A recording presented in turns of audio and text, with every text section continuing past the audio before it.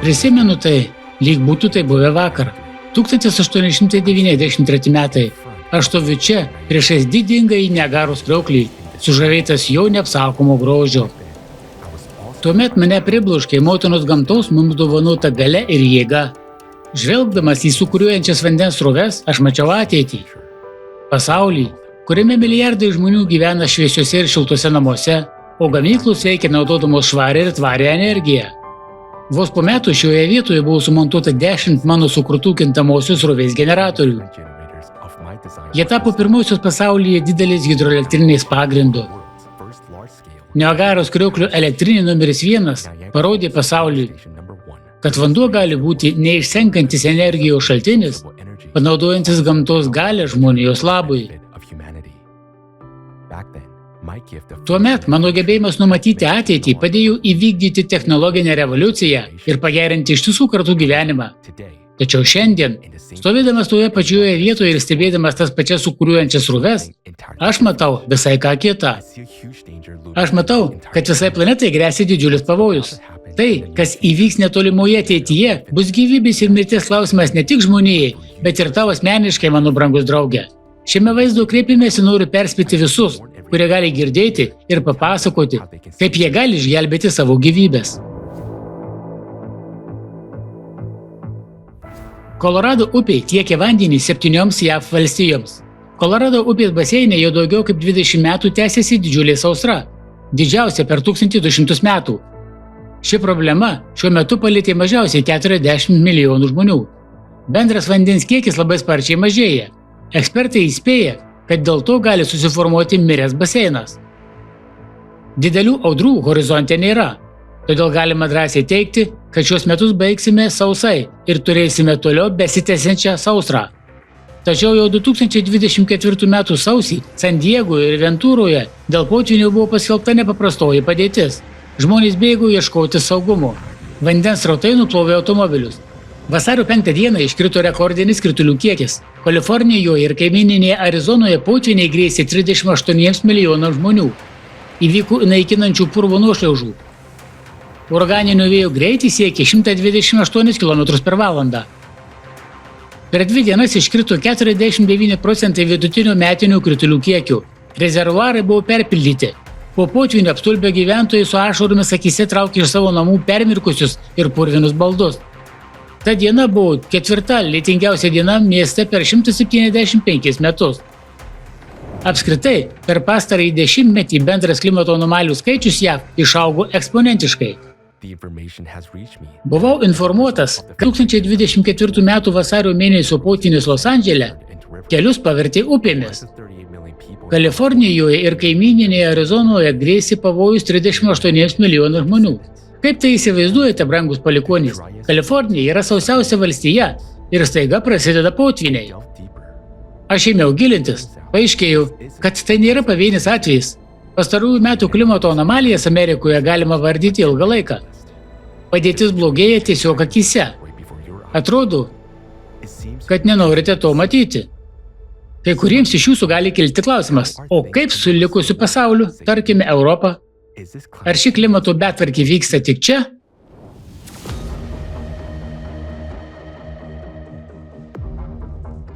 Europa jau daugelį metų kenčia nuo didelės sausros. Situacija tiesioginė prasme paaštrėjo 2022 m. vasarą, kai Europą užklupo didžiausia per 500 metų sausra.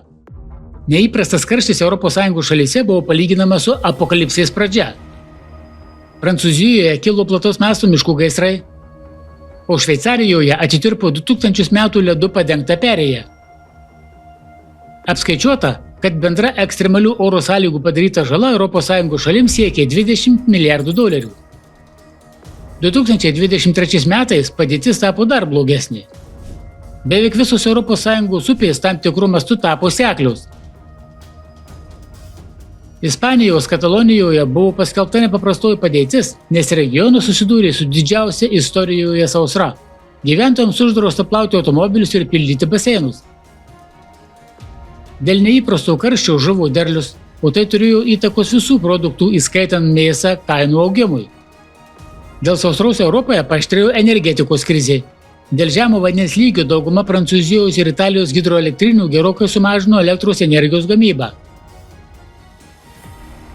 Prancūzijoje vanduo taip įkaito, kad tapo netinkamas branduolinėms elektrinėms aušinti. Europa buvo tarsi lašiniai keptuvėje. Kas dabar vyksta? 2024. Europa atsigauna po smarkių liūčių, kurios vienu metu užklupo kelias šalis. Pirmiausiomis 2024 m. sausio mėnesio dienomis Šiaurės Europoje siautė audros ir liūtys, o Jungtinėje karalystėje ir Šiaurės Prancūzijoje buvo užfiksuoti dideli potvyniai. Gatvės buvo užlietos Belgijoje, Vokietijoje, Nyderlanduose ir keliose Austrijos miestuose. Materialinė potvynių žala gali siekti milijardus eurų. Žalą aplinkai sunku įvertinti.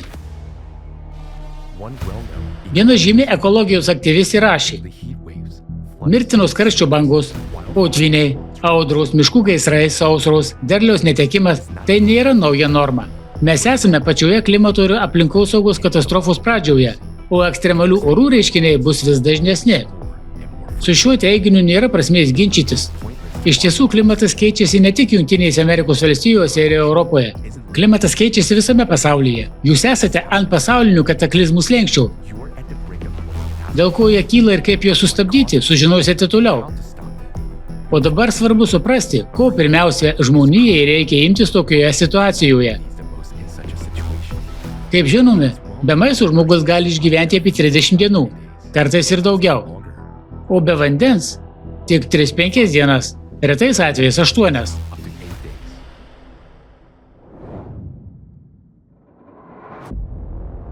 Mokslininkai nustatė, kad daugiau nei pusėje didžiausių pasaulio ežerų ir rezervuarų dabar yra mažiau vandens nei prieš 30 mečius.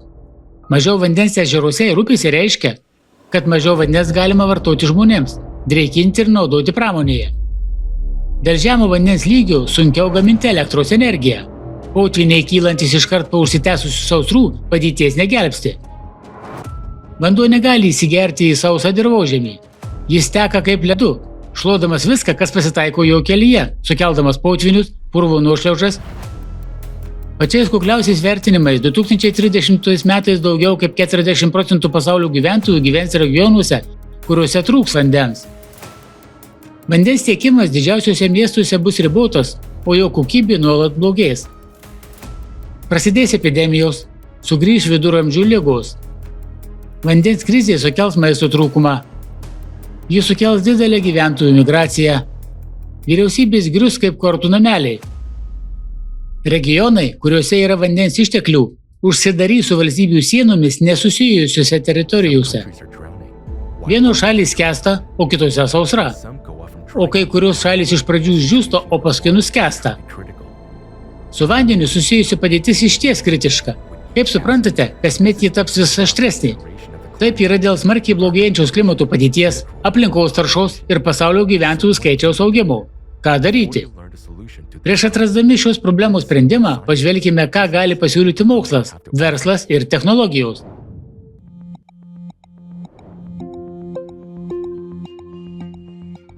Didieji Amerikos ežerai. Juose yra 18% pasaulio gėlo vandens. Kai kurie ekspertai ir valdininkai siūlo vandenį iš didžių ežerų nukreipti į Kolorado upę.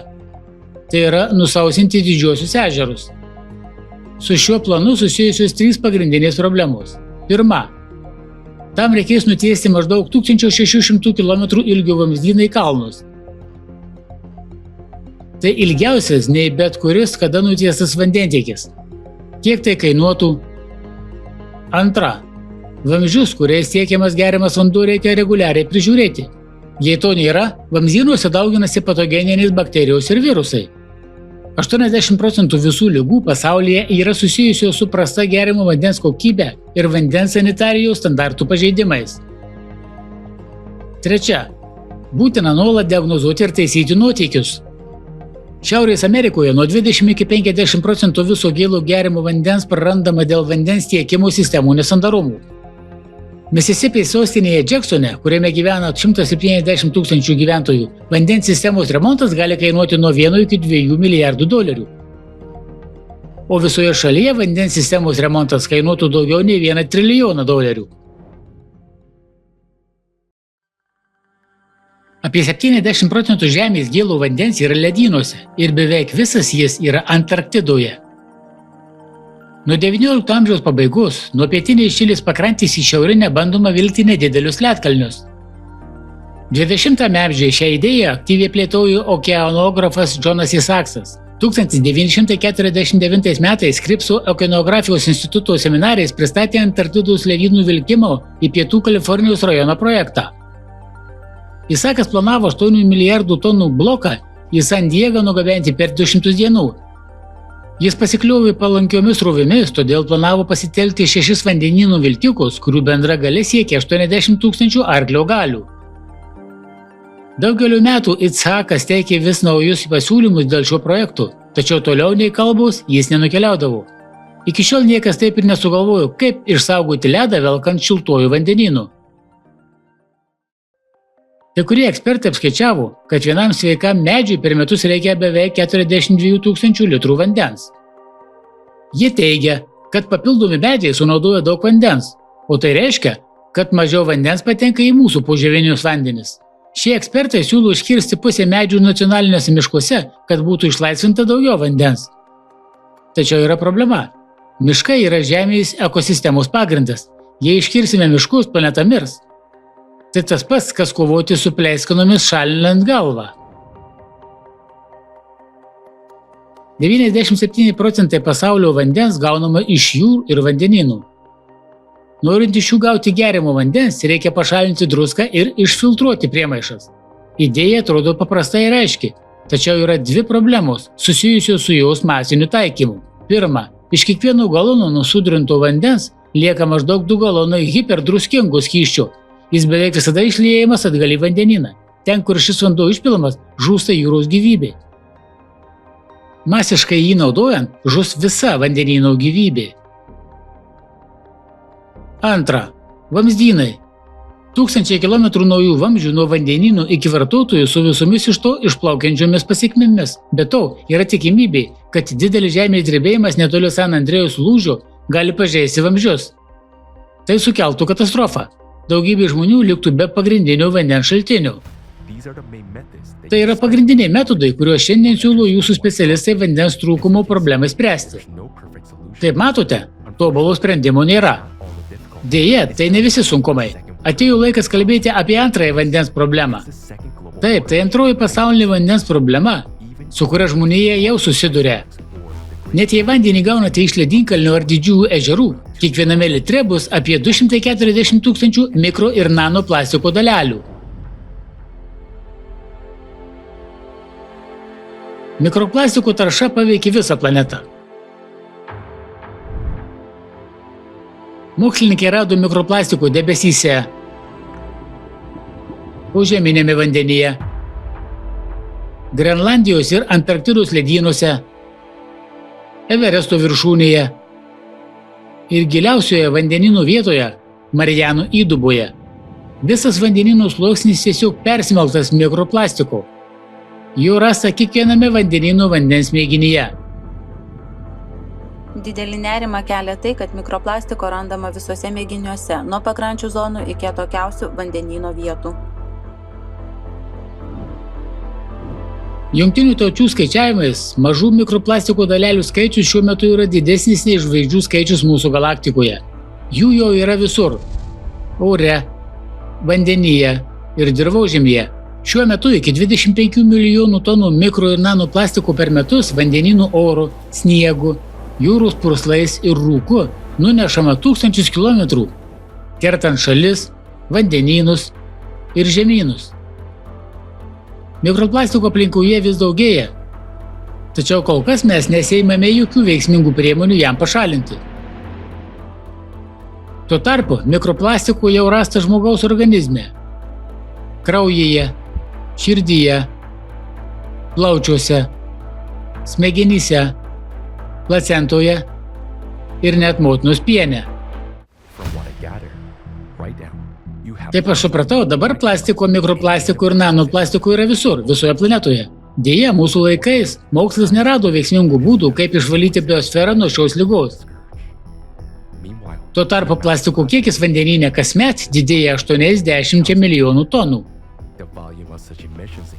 Augant gyventojų skaičiui, tokių išmetamų teršalų kiekis didėja. Kokią grėsmę tai kelia jums ir ką galite dėl to padaryti, atsižvelgiant į visoje Žemėje prasidėjusius kataklizmus? Pirmiausia, turite suprasti, kas iš tikrųjų vyksta su klimatu ir kodėl.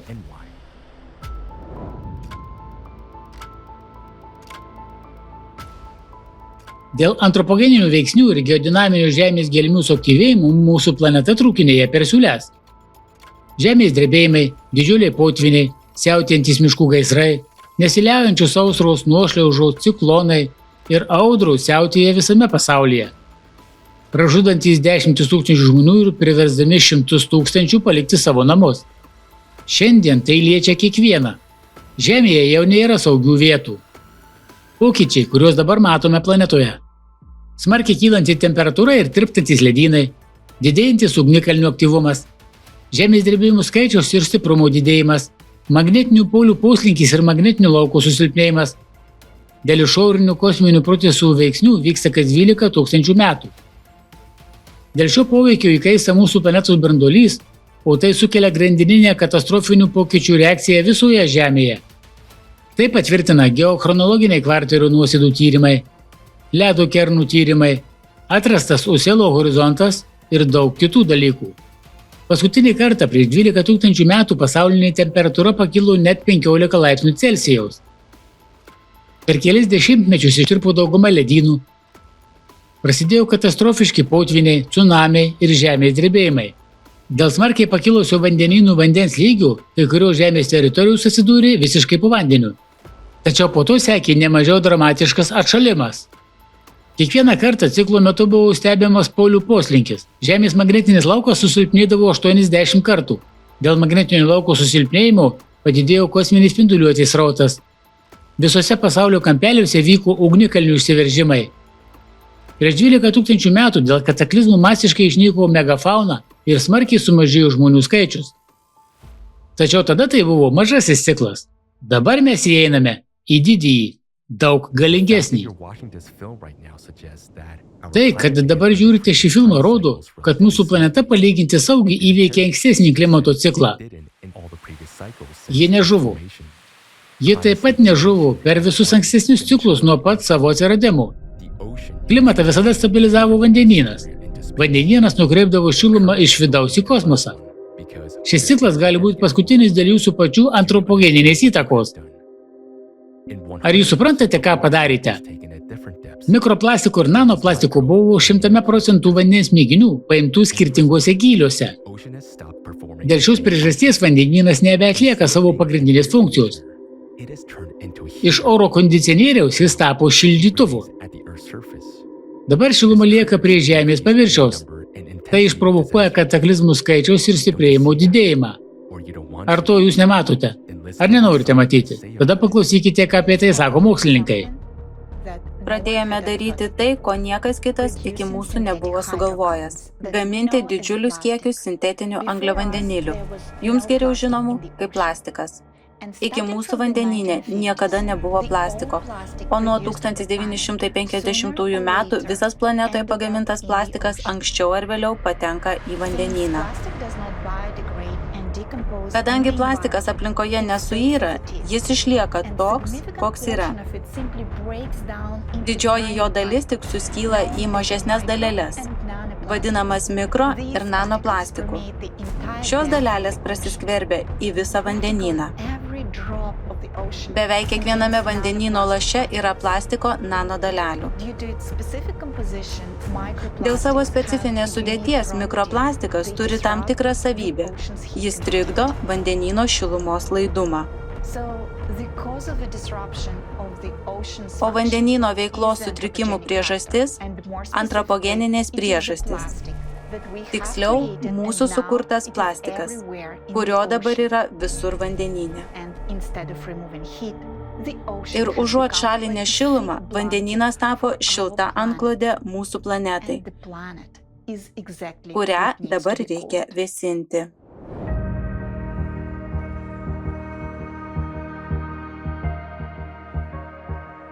Neįprastas vandenynų šilimas. Kuo mums tai gresia? Kylant pasaulio vandenynų temperatūrai, didėja drėgmės garavimas. Garuodama drėgmė kartu su savimi iš vandenynų pasiima šilumos energiją. Kai drėgnas oras pasiekia šaltuosius atmosferos sluoksnius, vandens garai kondensuojasi, tai yra vėl virsta vandeniu, sudarydami debesis ir galiausiai lietų. Kadangi atmosferoje drėgmės vis daugėja, lietus virsta neįprastomis liūtimis. Paradoksas. Jei atmosferoje yra tiek daug vandens, tai kodėl pusė žemės rutulių kenčia nuo sausros? Taip yra todėl, kad šiltėjant vandenynų šiltėja ir atmosfera. Kuo oras šiltesnis, tuo daugiau drėgmės jis gali išlaikyti. Drėgmė išgaruoja ir ilgai išsilaiko atmosferoje. Vanduo ilgai negrįžta į žemę kritulių pavidalu, todėl ilgai trunka sausros. Galiausiai, kai atmosfera taip prisotinama drėgmės, kad nebegali jos sulaikyti, iškrenta gausūs krituliai. Dėl šios priežasties visame pasaulyje vienu metu daugėja ekstremalių sausrų ir potvynių. Būtent šiltas vandenynas ir drėgna šilta atmosfera didina uraganų griaunamąją galią. Atmosferoje kondensuojantis vanduo atiduoda orui visą savo sukauptą šilumą, kuri buvo absorbuota garavimo metu. Ši šiluma tampa pagrindiniu tropinio ciklono energijos šaltiniu. Kai susilieja vėjas, vanduo ir karštis, jie įgauna didelę griaunamąją galią. Tokių neįprastų apraiškų pavyzdžių liudininkais dabar ir esame. Fredis buvo pirmasis atogrąžų ciklonas pietų pusrutulyje, sustiprėjęs 7 kartus. Uraganas Otis labai nustebino klimatologus, kai per mažiau nei 12 valandų jis sustiprėjo nuo pirmos įprastos atogrąžų audros iki 5 kategorijos uraganų. Tai yra aukščiausios kategorijos uraganų. Kitaip tariant, vos per pusę paros jis pakilo 5 lygiais. To dar niekada nėra buvę. Esant dabartiniai vandenynų šilimo tendencijai, netrukus Žemėje neliks saugių vietų. Artimiausiais metais sausros, potvyniai ir uraganai gali padaryti gyvenimą planetoje nepakenčiamą. Kad geriau suprastumėte, kaip tai veikia, paaiškinsiu klimato destabilizavimo mechanizmą. Tai labai paprasta. Jį gali suvokti net vaikas. Taigi, dėl antropogeninių veiksnių Žemės vidus nuo branduolių įkaista intensyviau. Branduolių įkeitimą lemia išorinis kosminis poveikis, kurį planeta patiria kas 12 000 metų. Intensyvūs uraganai, liūtys ir sausros – tai tik pradžia. Iki 2024 metų pabaigos Žemė pradės patirti tiesioginį kosminių spindulių poveikį. Vandenynas, kurį užteršite, nesugeba susidoroti su šilumos išsklaidymu, todėl nelaimių eskalavimas vyksta anksčiau laiko. Tokiu mastu tai vyksta pirmą kartą per visą planetos gyvavimo laikotarpį. Jei padėtis vandenyne nepagerės, nelaimės nušluos nuo Žemės paviršiaus visą gyvybę. Jums liko tik keleri metai, kol pasieksite tašką, iš kurio nebegalima grįžti. Kas bus toliau? Jūsų mokslininkų paskaičiavimas yra didelė tikimybė, kad 2036 metais dėl Žemės gelmių perkaitimo mantija gali išsilydyti. Ir dėl to įvyks proveržis Marianų įduboje. Pro jį į Žemės vidų plūstels vanduo, o tai gali sukelti sprogimą, dėl kurio Žemė praras atmosferą ir žus. O dabar svarbiausia. Jūs turite galimybę sustabdyti katastrofas ir užkirsti kelią planetos išnykimui. Įdiegus atmosferos vandens generatorius bus laimėta laiko šiai svarbiai užduočiai išspręsti. Pažvelkite, ką apie tai sako patys šios technologijos išradėjai. Kaip veikia atmosferos vandens gamybos technologija. Vanduo kasdien išgaruoja iš visų mūsų vandenynų, jūrų ir ežerų. Kai jis pakyla į tam tikrą aukštį virš tam tikro taško, jis nukrenta žemiau rasos taško ir tampa debesimi. Ir tada, žinoma, vėjas tą debesį išnešioja. Kai jis nukrenta žemiau rasos taško, tampa lietumi ir vėl keičia būseną. Mes neišradinėjame dviračių iš naujo, taip? Šiuo metu yra 2, 3. Jei atsižvelgsime į kombinaciją, iš tikrųjų 2 vandens gavimo iš oro būdai. Vienas iš jų – naudojant terpę. Taigi, kaip tinklelis arba absorbentas, kurį įkišate į orą ir jis iš esmės arba sugeria kondensatą, arba priverčia jį kondensuotis per jį. Kitas būdas – sumažinti oro temperatūrą iki rasos taško, kad vanduo natūraliai kondensuotųsi. Tai technologija, kuri gali sukurti vandenį bet kurioje vietoje. Nes technologija naudojama tokiu būdu. Šildymas ir vėsinimas sukuria kondensaciją. Taigi nesvarbu, ar tai būtų Velnio slėnis Nevadoje ar Saharos dykuma, ten vis tiek galime pasigaminti vandens. Taigi vandenį galime pagaminti bet kurioje planetos vietoje. Dėl to, kaip suprojektuotas aparatas, į jį patenkantis oras iš pradžių yra filtruojamas. Vanduo kondensuojasi iš ore esančios drėgmės. Taigi vienintelis dalykas, kurių ieško aparatas, yra H2O molekulė, kuri yra mažesnė už mikroplastiko gabalėlį. Filtravimas viską pašalina. Tada, kai vanduo patenka į rezervuarą, prieš patekdamas pas vartotojus arba žmonės, kurie naudoja vandenį, jis perina dar vieną didelę anglies filtravimo sekciją su sidabro priemaišomis, kad ne tik trukdytų bakterijoms augti, bet ir pašalintų visą, kas yra vandenyje. Tai netikėtinas procesas. Ar atmosferos vandens gamybos technologija gali pakenkti aplinkai arba sutrikdyti atmosferos pusiausvyrą? Tai turės tam tikrą teigiamą poveikį aplinkai. Kadangi apdorodami aplinkos orą filtruojame jį ir nuo nešvarių medžiagų, pavyzdžiui, smogo ir išmetamų dujų, smėlio ir visko, kas skraido ore. Taigi tai vienas iš mūsų daromų poveikių. Kalbant apie vandens kiekį aplinkos ore arba atmosferoje, kaip minėjau anksčiau, visiškai neįmanoma išgauti ar pažeisti natūralios atmosferos pusiausvyros, nes ji paprasčiausiai per didelį ir per galingą.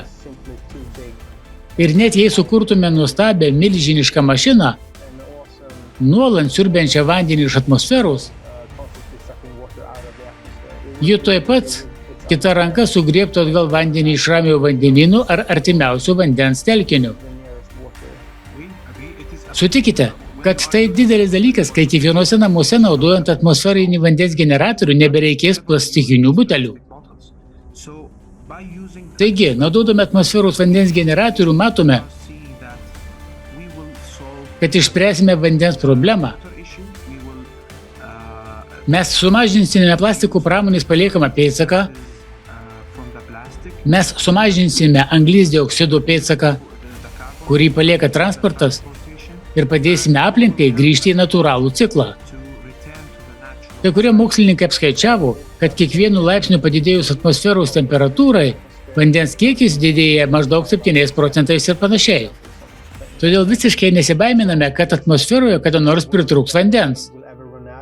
Taigi, manau, kad tai visiškai tvari sistema, kuri yra daug greitesnė nei, pavyzdžiui, požeminio vandens gamyba, kai jai prireiks daug metų, kol ji prisipildo, nes vanduo turi nutekėti žemyn.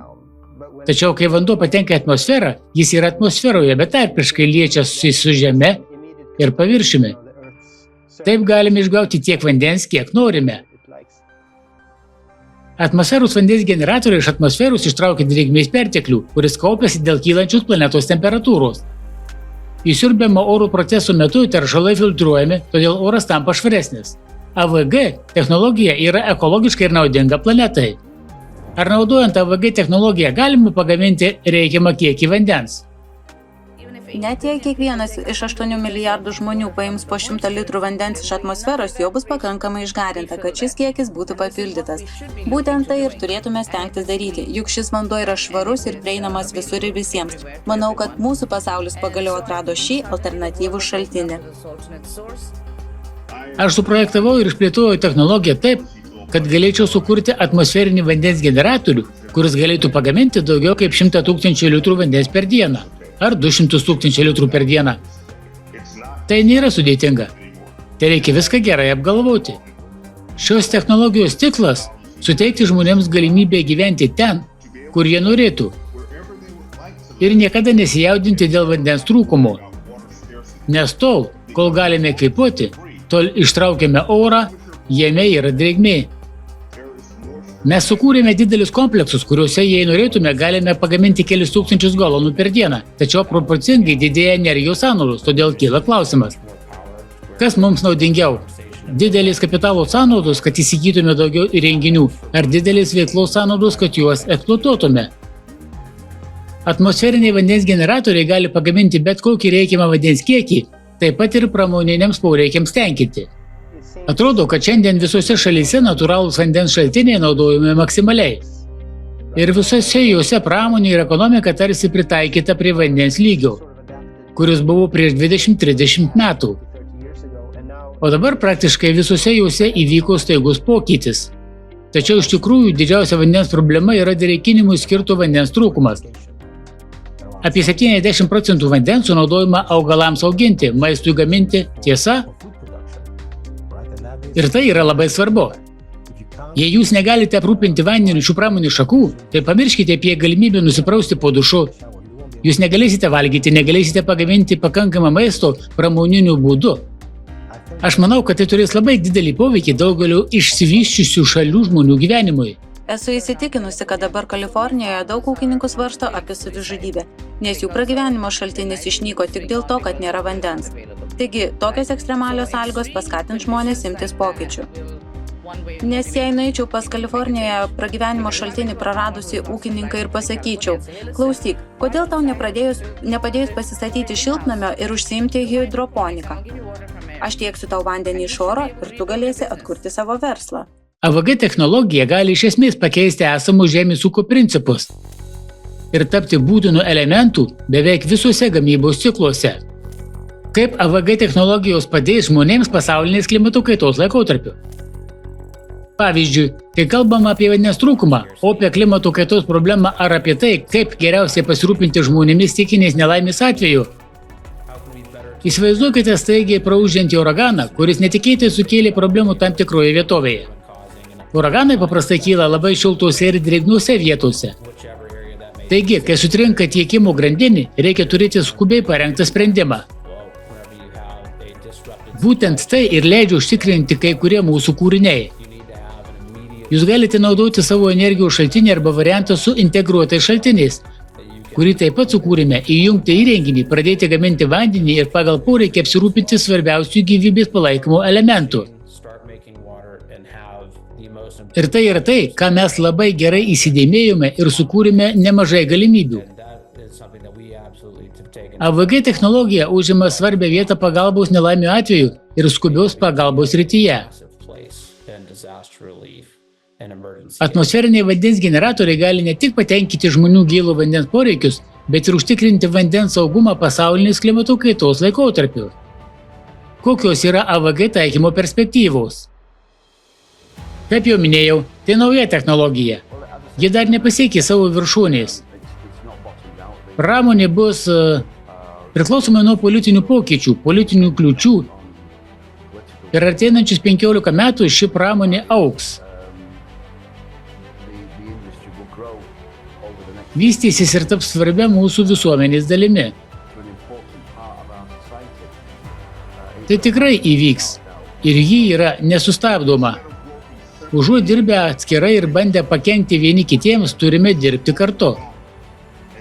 Nes tai pasaulinė problema. Ir tai yra viena iš problemų, su kuriomis susidurime šiandien. Esame linki dirbti labiau siekdami pelno, o ne naudos žmogui. O mano pagrindinė užduotis – veikti žmonijos labui ir tai darysiu tol, kol gyvensiu. AVG yra atmosferos vandens generatoriai ir jūs teisūs, nes praėjusiais metais apie juos dar nebuvo kalbama. Žmonės klausė, ką tai reiškia, ar tai tiesa? Norite pasakyti, kad galite išgauti vandenį iš oro?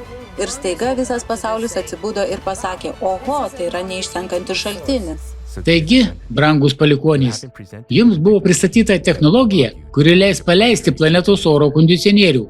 Iš pirmo žvilgsnio ši idėja gali pasirodyti gana netikėta.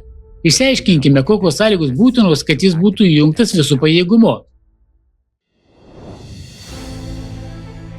Ištraukdami drėgmę iš oro, mes skatiname garavimą. Kartu su garavimu nuo paviršiaus kyla mikro ir nanoplastikas.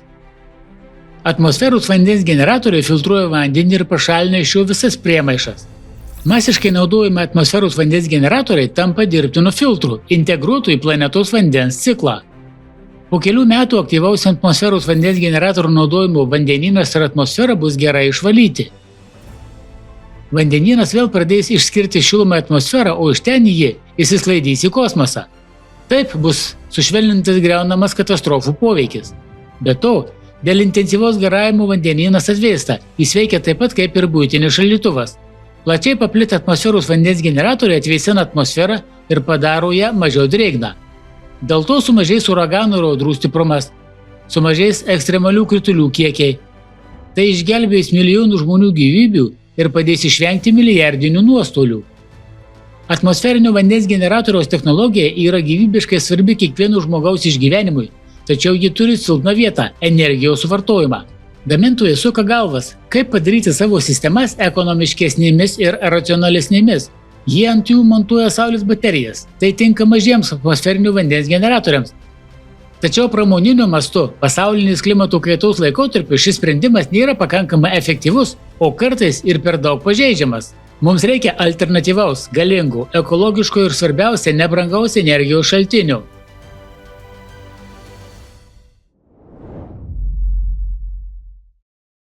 O ką mes darome? Tiesą sakant, jei gerai pagalvojus, mes nieko daugiau nedarome. Kinetinę energiją paverčiame elektra. Ir kaip mes tai darome? Paprasčiausiai kurdami keitiklį, pagrįstą medžiagą, kuri egzistuoja tik kelis dešimtmečius, galima sakyti kelerius metus. Ji vadinama grafenu. Nustatėme, kad turime skirtingas medžiagas, pasižyminčias dviem skirtingomis vibracijomis savybėmis. Silicija yra 100 kartų stipriau vibruojantį grafeną ir tik dėl šių medžiagų skirtumų vibracijos elgsenos ši technologija veikia. Ji vadinama dvimatė medžiaga. Tai yra, trimatė medžiaga yra už ir prieš, o dvimatė medžiaga bando judėti ir skleisti impulsus. Ir tada mes jau grįžtame į visai normalią fiziką. Fizikai tai vadina įstriža elektronų sklaida, jei kalbėti apie elektronus. Tuomet elektronus tiesiog reikia nukreipti vieną kryptimi. Tam, kad per daug nesigilinti į technologiją, paviršiai yra lagiruoti. Dėl to elektronai pradeda tekėti vieną kryptimi. O tai reiškia, kad atsiranda elektra. Ir toks energijos generavimas iš anglies vibracinės elgsenos, kuri yra patentuotas procesas, yra vadinamas grafeno sumuštinis. Teisingiau būtų sakyti, daugiasluoksnis grafeno mikrovibracinės energijos elementas. Taip, žinoma, tai velniškai gremėziškas terminas. Mes jį vadiname neutrinų energija. Susidūrėme su dideliu pasipriešinimu, nes dauguma žmonių sakė, kad tai bepročiai, kurie nori pagauti neutrinus. Aš norėčiau dar kartą pasinaudoti progą ir labai aiškiai paaiškinti jums ir visiems klausytojams ir žiūrovams. Mes negaudome neutrinų. Neutrinai praktiškai prasiskverbia pro kūnus, mes jų negauname. Nepaisant to, neutrinai vaidina svarbų vaidmenį. Šiandien mes tai žinome. Jie duoda nedidelį impulsą atomo branduoliui, tačiau mes naudojame visą virpesių diapazoną. Taigi naudojame visą nematomą spinduliuotės diapazoną. Norint pradėti vandenyno valymo procesą pasauliniu mastu, visą vandenį reikia gauti tik iš atmosferos.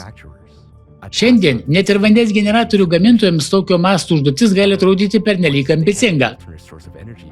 Tačiau, kai jų rankose bus alternatyvus energijos šaltinis, atmosferiniai vandens generatoriai bus greitai pradėti plačiai naudoti planetos mastu. Pirmas žingsnis, kurį reikia žengti, visiškai pereiti prie atmosferos vandens generatorių ir nustoti naudoti vandenį iš paviršinių ir požeminių šaltinių. Atmosferiniai vandens generatoriai gali pagaminti pakankamą kiekį geriamo ir pramoninio vandens. Jie bus labai svarbus vandens krizės sąlygomis ir užtikrins vandens tiekimo tvarumą. Antras žingsnis – rekonstruoti nuotekų sistemas. Vandens negalima išleisti į atvirus vandens telkinius. Jis turi būti nukreiptas į išvalytą dirvožemį ir tik po natūralaus galutinio valymo per dirvožemio sluoksnius patekti į vandens telkinius. Išgaunant vandenį iš atmosferos, 70% išsprendžiama klimato reiškinių paaštrėjimo problema. O nuotekų valymas jie išsprendžia dar 30%. Tai leis iš karto visiškai pasiekti kelis Jungtinių tautų darnaus vystymosi tikslus. Trečias svarbus žingsnis – pradėti naudoti kurų nenaudojančius generatorius, KNG, kurie dėl savo energijos imlumo yra būtini, kad atmosferos vandens generatoriai gautų reikiamą ir įperkamą energiją. Drėgmė vandens gamybos sistemoms turi būti papildyta iš natūralių šaltinių, todėl reikia atsisakyti įvairių rezervuarų. Būtent KNG įdiegimas sumažins priklausomybę nuo hidroenergijos ir leis atidaryti užtvankas.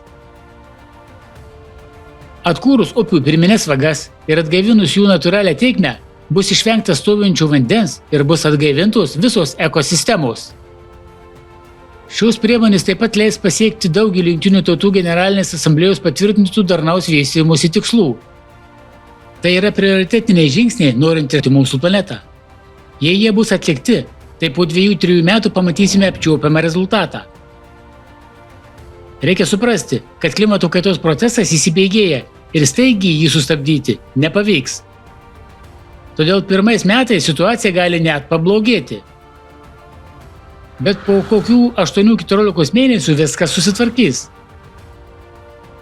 Po 5-7 metų mes pamatysime, kaip išsivalė vandenys. Tai atkurs vandenynų funkciją – aušinti planetą. Liausis potvyniai, sausros, stiprūs vėjai, temperatūrų kaita. Klimatas taps švelnesnis ir nuspėjamas. Tokiu būdu, dėl įdiegtų AVG technologijų mes išlaušime laiko skydo kūrimui, kuris apsaugos mūsų planetą nuo išorinio kosminio poveikio. Brangus palikuonys, dabar jūs stovite priešais uolą ir stebite artėjančią katastrofą, bet jūs nieko nedarote. Ir tai tuo metu, kai jau turite reikiamą technologiją. Atmosferos generatorių dėka jūs galite tikrai laimėti laiko, kurio mokslininkams reikia kataklizmams sustabdyti ir išsaugoti Žemę ateinančioms kartoms. Tai pasaulinis projektas, vienas iš pagrindinių pasaulio gelbėjimo galvosūkių.